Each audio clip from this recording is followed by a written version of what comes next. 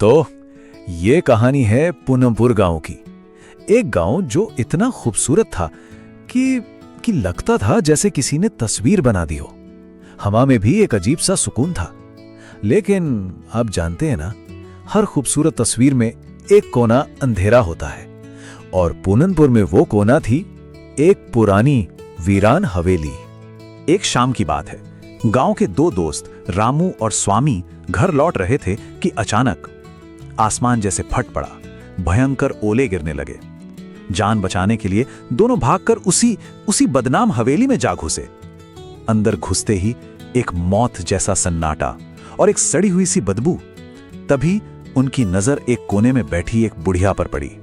बाल बिखरे हुए, आंखें अंदर धंसी हुई, और वो बस हवा में कुछ बड़बड़ा रही थी। दोनों की तो जैसे जान ही निकल गई। वो ओलों की मार सहते हुए वापस गांव की तरफ ऐसे भागे जैसे मौत को पीछे छोड़ाए हों। यही थी उस हवेली की पहेली। गांव वालों के लिए वो सिर्फ पत्थर और ईंटों की इमारत नहीं थी, बल्कि एक जीता जागता खौफ थी। लोग कहते थे वहां एक चुड़ैल रहती है। अब वो सच में कोई चुड़ैल थी या किसी की भटकती आत्मा, या फिर बस लोगों के डरे हुए मन का वहम, यह कोई नहीं जानता था। फिर कुछ दिनों बाद शहर से 4 लोग आए। राजीव, उसकी पत्नी रिया और उसके भाई रमन और प्रेम। उन्होंने आते ही ऐलान कर दिया कि वो हवेली के नए वारिस हैं। अब सोचिए, एक तरफ गांव वालों का सालों पुराना डर, और दूसरी तरफ इन नए लोगों का मॉडर्न बिंदास एटीट्यूड। उनके लिए ये हवेली सिर्फ एक पुरानी प्रॉपर्टी थी, एक इन्वेस्टमेंट, या शायद इंस्टाग्राम पर डालने के लिए कुछ अच्छी तस्वीरें। गांव वालों ने बहुत समझाया, बहुत डराया, पर उन्होंने किसी की एक न सुनी। सारी चेतावनियों को हवा में उड़ाते हुए चारों हवेली के अंदर दाखिल हो गए। हवेली बाहर से जितनी डरावनी थी, अंदर से उतनी ही शानदार। उनके दिमाग में तो बस कैलकुलेशंस शुरू हो गए थे कि ये कितने में बिकेगी। वो इस बात से बिल्कुल अनजान थे कि कुछ दीवारें अपने राज इतनी आसानी से नहीं खोलती। जैसे ही उन्होंने पहला कदम अंदर रखा, एक बर्फीली हवा का झोंका उनकी रीढ़ की हड्डी तक को कपा गया, और फिर एक फुसफुसाहट गूंजी, कौन आ गया, कौन आ गया। इससे पहले कि वो कुछ समझ पाते, छत से चमगादड़ों का एक पूरा झुंड एक तूफान की तरह उन पर टूट पड़ा। रिया की चीख निकल गई, और तभी अंधेरे में उनकी नजर उसी बुढ़िया पर पड़ी। रिया ने कांपती आवाज में पूछा, कौन हो तुम? बुढ़िया धीरे से खड़ी हुई और फुसफुसाई, मैं खजाने की पहरेदार हूं। खजाना? बस यही एक शब्द काफी था।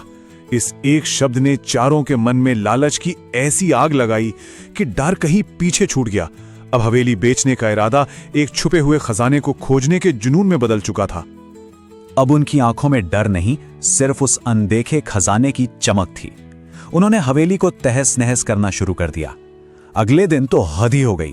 उन्होंने कुछ गांव वालों को भी खजाने में हिस्से का लालच दिया और अपने साथ मिला लिया। अब हवेली में इंसानों की भीड़ थी। दीवारें तोड़ी जा रही थीं, फर्श खोदे जा रहे थे। सब एक पागलपन भरी उम्मीद में डूबे हुए थे। घंटों बीत गए। जब सब थककर हार मान चुके थे, तभी रामू की नजर हवेली के पिछले टूटे हुए हिस्से पर गई। वहां मलबा हटाने पर जमीन में एक अजीब सा पत्थर दिखा। सबने मिलकर जैसे ही उस पत्थर को हटाया, नीचे अंधेरे में जाती सीढ़ियां दिखाई दी। एक तहखाना जो शायद सदियों से बंद था। एक एक करके सब उस खुप अंधेरे तहखाने में उतरे। अंदर सीलन और मौत जैसी गंध भरी हुई थी। टॉर्च की रोशनी में उन्होंने देखा, कोने में पड़ा एक पुराना जंग लगा लोहे का संदूक। रमन जोर से चीखा, इधर देखो यार, एक संदूक। सबकी आंखों में लालच की चमक एक बार फिर लौट आई। वो बुढ़िया भी पागलों की तरह नाचने लगी, मिल गया मेरा खजाना, मिल गया। उस भारी भरकम संदूक को बड़ी मुश्किल से खींचकर बाहर लाया गया। सबकी सांसें जैसे थम सी गई थीं। सदियों से दबा एक राज अब खुलने वाला था। पर उस संदूक में जो बंद था, वो किसी के भी सबसे बुरे सपने से कहीं कहीं ज्यादा भयानक था। जैसे ही संदूक का ढक्कन खुला, सबकी चीखें निकल गईं। अंदर सोना, चांदी, हीरे जवाहरात नहीं, बल्कि एक नन्हे से बच्चे का कंकाल था।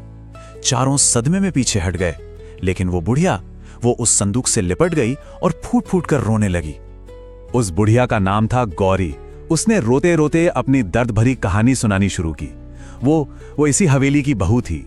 जब उसकी बेटी पैदा हुई तो परिवार ने उसे अपनाने से इनकार कर दिया क्योंकि उन्हें बेटा चाहिए था।